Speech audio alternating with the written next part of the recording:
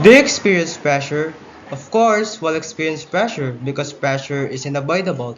The people around us view us as flawless. They're expecting us to excel in everything.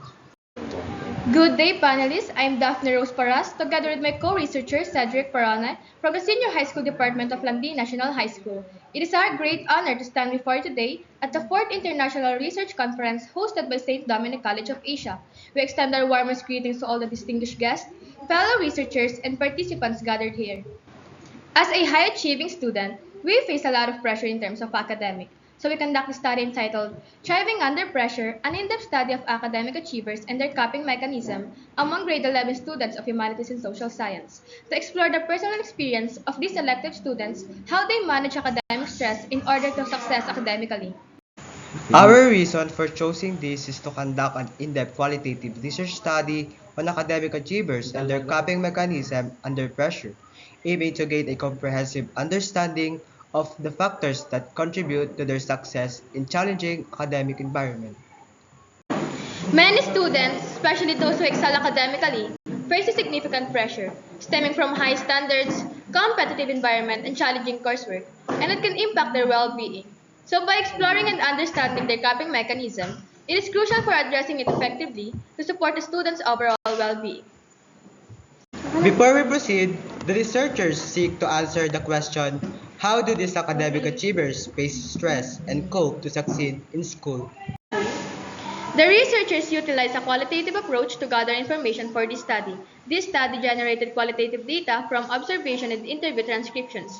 Using observation and interviews, the researchers gathered detailed data about the respondents' thoughts, attitudes regarding their personal experience. This study used semi-structured interview questions involve open-ended questions that allow the researchers to explore the topic in depth while allowing flexibility to follow up on existing responses. The first essential theme has two categories, expectation and competitive environment. Based on the provided data, this category shows the main source of stress, which is expectation and competitive environment. The first thematic statement, the pressure of meeting my parents' expectation. It shows that an academic achiever student needs to meet the high expectation of their parents. The second thematic statement, the source of my stress is the competitive environment. It shows that the competitive environment causes pressure because one doesn't want to be outdone by classmates, so they will do anything, even if it means of facing pressures as a consequence. Additionally, students need to comprehend the information presented by teachers, engage in competition with their peers, and achieve the academic standards established by teachers and parents. According to Rachel, research reviews parents' educational expectations impact on children's academic achievement. Expectations are both cause and effect of achievement. Future studies should explore factors influencing parents' expectations, mediation between expectations and the child's academic success. Table 2 focuses on how the selected achiever students perceive employing coping mechanisms to navigate academic stress. Based on the responses received, the effective strategies of academic achiever students are efficiency and time management. By effectively managing their time and implementing efficient techniques of the students, they can prevent stress and enhance their performance.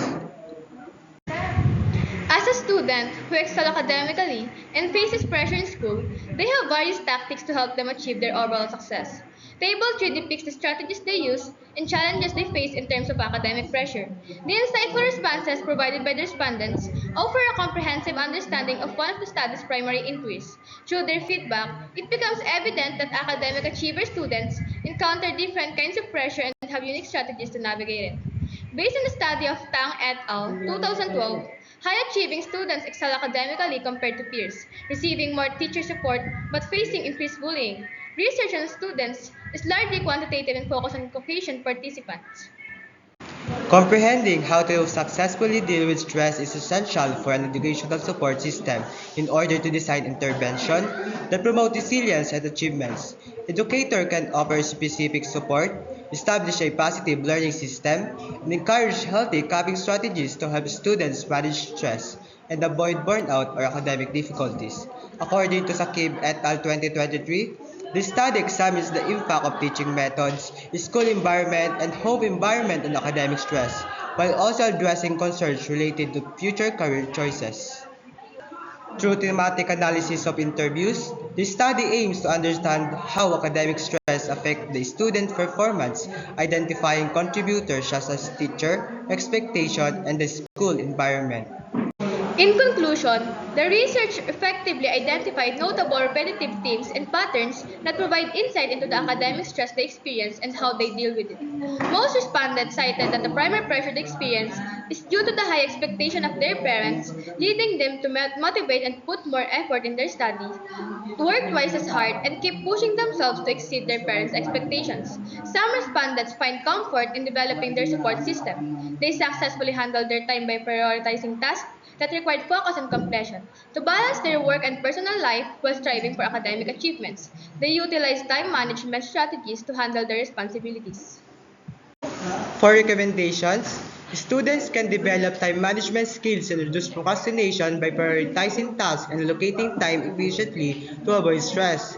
Establish a support system with friends, teachers, and loved ones. Create a supportive environment where parents can help their child manage academic pressure. Teachers should create a positive classroom environment, offer assistant tools, and encourage peer support for the future researchers can use the findings of the studies as a foundation for further exploration into the factors that contribute to academic success.